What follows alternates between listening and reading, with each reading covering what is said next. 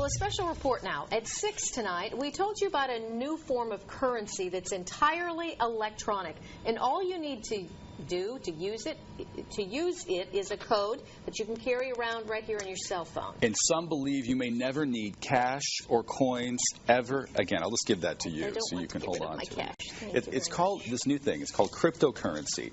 There are several versions, including one called Litecoin, one called Dogecoin.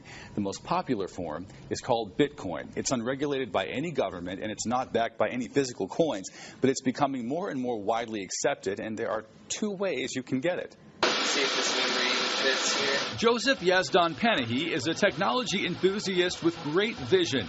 He heard rumblings about Bitcoin in 2011. It's the first decentralized digital currency. Looked into it and liked what he found. It was an opportunity to make some money. The Bitcoin network was created in Japan in 2008 and hit the U.S. in 2011. Each Bitcoin was only worth a few dollars back then, and now they're each worth hundreds of dollars. We'll explain why in a moment. Bitcoin has drastically grown in popularity. Some East Texas businesses accept it because they don't have to pay the same high transaction fees charged by credit card companies. Scott Williamson accepts it at Tyler's Brewing Supply. I saw a need online. Consumers like it because it's accepted in any country, and some businesses choose to pass the transaction fee savings along to customers. Plus, a purchase is untraceable back to the Bitcoin holder, which ensures your anonymity with discrete purchases. But most Americans don't know about it.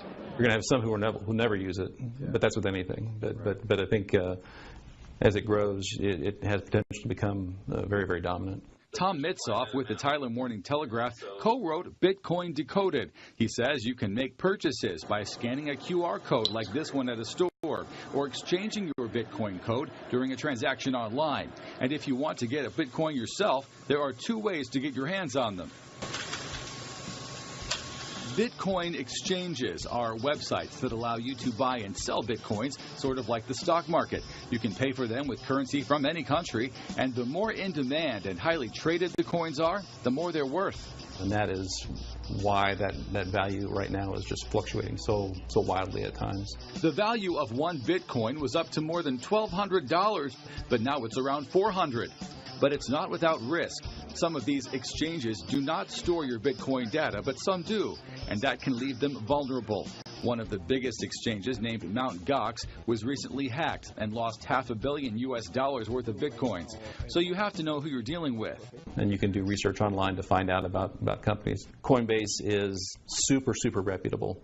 Coinbase stores all of the Bitcoin codes offline, either in printed form or on thumb drives.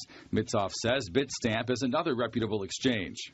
I sold some along the way, mistakenly. I mean, like everyone. The other way to get these Bitcoins is through a process called mining. You can see right on the screen how much money you're making. Mining allows you to generate them yourself.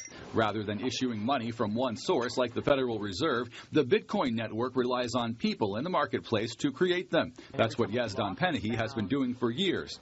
Anyone can download free software or even buy a special mining computer. And they have something called Terra miners, which mine Bitcoins faster than any other devices out there currently.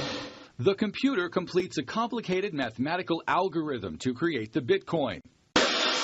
Joseph has one, and it works very loudly all day long. That's because the more people who are plugged into the Bitcoin network trying to mine coins, the longer it takes. In 2011, I'd be getting several Bitcoin a day. Now I'd be getting maybe one a year if I'm lucky. And he's not letting go of his Bitcoins. A lot of people have speculated, bought and sold at different price points. I'm personally very optimistic. I'm going to risk it on the price going up. And Mitsoff says Bitcoins are only going to keep growing in popularity.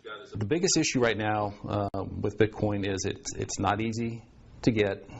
It's not easy to spend. But there are venture capitalists all over the world who are working feverishly to set up that infrastructure.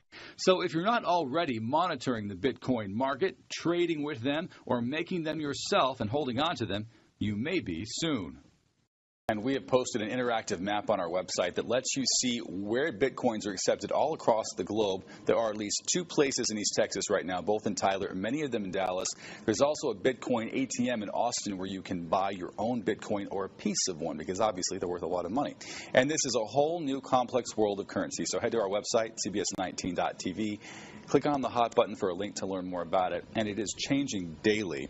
You see new stories about, again, Mr. Mitsoff was discussing the infrastructure, new ATMs or maybe a debit card of sorts to use the Bitcoin. So it's changing a lot. But this book really helped me get through because it was confusing. Well, it's a new thing to everybody. That's what I was going to say. I mean, it's hard to wrap your head around this concept. I like money to be able to hold. Right. So. It's just the idea of money floating out there, and people value it. It's interesting.